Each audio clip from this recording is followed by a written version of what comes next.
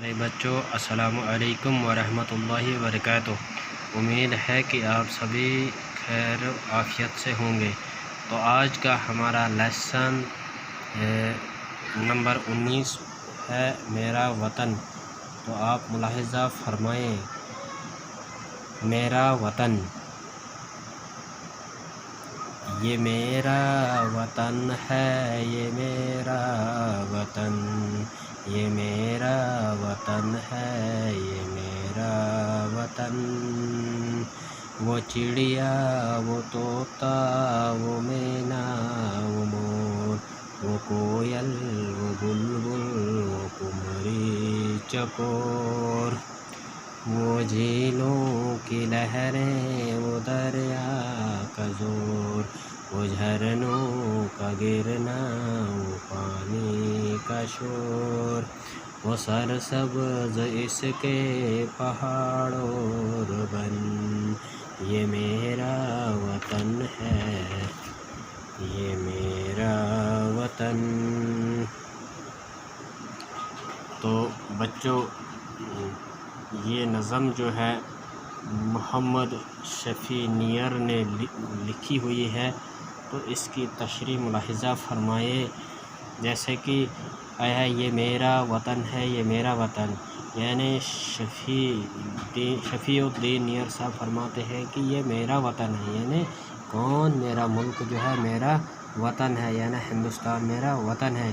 وہ چڑیا، وہ طوطا، وہ مینا، وہ مور، وہ کوئل، وہ بلبل، وہ قمری چکور۔ تو یہ جو میرا وطن ہے، اس میں طرح طرح کے پرندے ہیں، جیسے چڑیا ہے، طوطا، مینا، مور، کوئل، بلبل، قمری چکور وغیرہ۔ تو اس کے بعد شاعر فرماتے ہیں کہ وہ جھیلوں کی لہریں، وہ دریا کا زور، یعنی اس میں جھیلوں کی لہریں ہیں، دریا کا زور سے چلنا ہے، اور جھرنوں کا گرنا ہے، اور پانی کا شور ہے۔ وہ سرسبز اس کے پہاڑ اور بن ہوتا ہے جنگل، سرسبز ہوتا ہے ہرا بھرا، پہاڑ ہوتا ہے پہاڑ، بن ہوتا ہے جنگل۔ تو شاعر فرماتے ہیں کہ اس میں ہرے بھرے پہاڑ ہے اور ہرے بھرے جنگل ہے، یہ میرا وطن ہے، یہ میرا وطن ہے، یعنی یہ میرا وطن ہے۔ تو بند دوسرا ملاحظہ، وہ گلے، وہ میوے، وہ ترکاریاں، وہ خوش رنگ پھولوں کی گلکاریاں، وہ سرسبز باغوں کی پھلواریاں، وہ سیراب اور خوشنما کیاریاں، زمینیں وہ زرخیز دلکش چمن، یہ میرا وطن ہے، یہ میرا وطن۔ تو بچوں، دوسرے بند میں شاعر فرماتے ہیں کہ اس میں گلے یعنی اناج ہے، یعنی میرے وطن میں کیا جو ہے؟ اناج ہے، میوے ہیں، اور ترکاریاں کا مطلب ہوتا ہے سبزیاں ہیں، وہ خوش رنگ یعنی خوبصورت قسم کے پھول ہیں، اور گلکاریاں ہوتا ہے نقش نکالنا، یعنی نقاشی کرنا، پھول تراشنا۔ تو کہتا ہے کہ وہ خوبصورت رنگ برنگی پھول اور اس کی گلکاری ہے، وہ سرسبز باغوں کی پھلواریاں، یا ہرے بھرے باغوں کی پھلواریاں، وہ سیراب اور خوشنما کیاریاں، اور اس میں کیا ہی سیراب اور خوشنما قسم کی کیاریاں ہیں۔ زمینیں وہ زرخیز دلکش چمن، یہ میرا وطن ہے، یہ میرا وطن، یعنی میرے وطن کی زمین جو ہے بہت زرخیز ہے، پیداوار دینے والی ہے، اور اس میں خوبصورت چمن ہے، چمن ہوتا ہے باغ، یہ میرا وطن ہے، اور یہ میرا وطن ہے۔ تو اب تیسرا بند ملاحظہ فرمائیے، پہاڑوں کا منظر، بنوں کا سما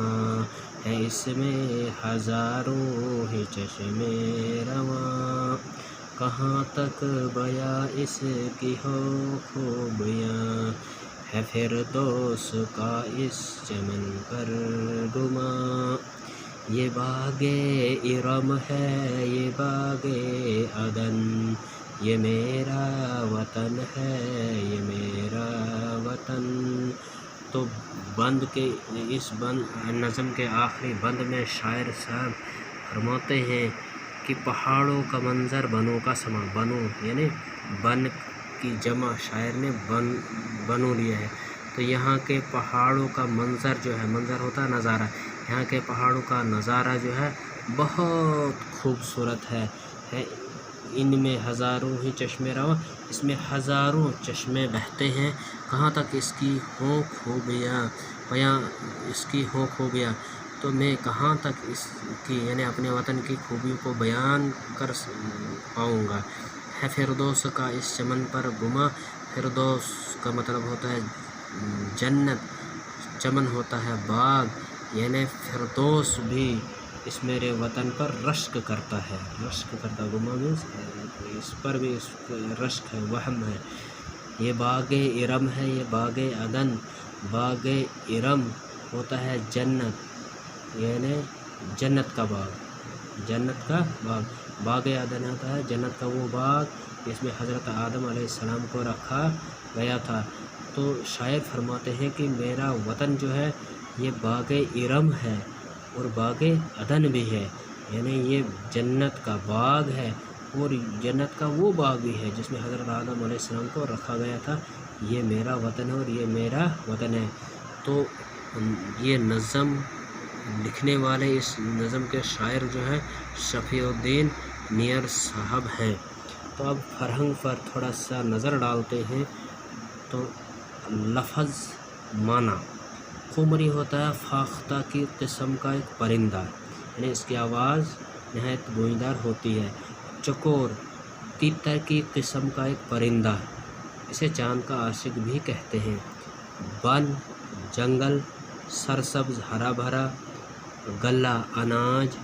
میوے خشک پھل بادام اخروٹ اور کشمش وغیرہ، ترکاریاں سبزیاں۔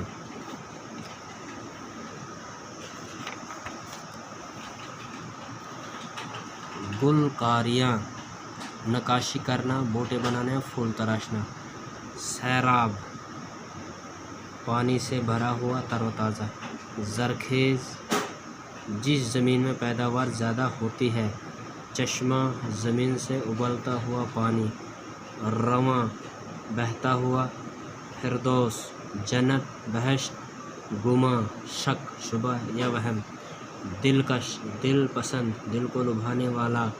باغ ارم جنت کا باغ، باغ عدن جنت کا وہ باغ جس میں حضرت آدم علیہ السلام کو رکھا گیا تھا۔